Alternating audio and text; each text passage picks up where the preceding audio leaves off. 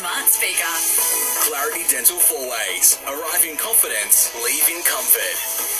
Hit News Briefing.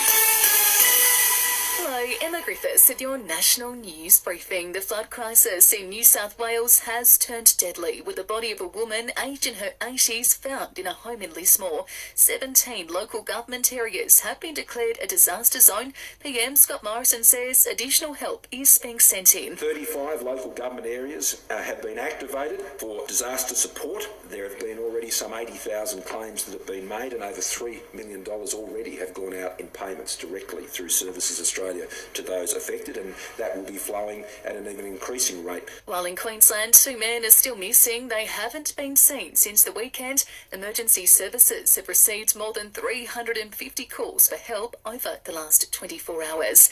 Australia will fund ammunition and missile support for Ukraine as Russia's military assault enters a 6th day. PM Scott Morrison confirming we'll send $70 million for both non-lethal and lethal aid. Defence Minister Peter Dutton says it's not a time for weakness, but for strength. Those countries like Australia, like the NATO countries, like European countries need to stand together and to stare down this act of aggression. $35 million will be spent on humanitarian assistance, including food and shelter to people fleeing the conflict.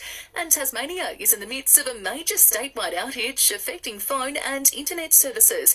Telstra, Optus and Aussie broadband customers are suffering the worst of it. Fibre failures in a Telstra cable in Melbourne are believed to be to blame. The Hyundai Staria Load fits in everything, including new levels of tech and safety, that makes it rated as the safest commercial van in Australia. To sport, the Aussie men's side will hit the field for their first training session in Pakistan today. Preparations are well underway for the 18-man squad, with the first test to start on Friday. Vice-Captain Steve Smith says he's looking forward to the challenge. It's obviously my first time playing here, so getting accustomed to the conditions is really important, and having the ability to adapt to whatever we're facing out in the middle. So I'm looking forward to training today. It's the session back when we face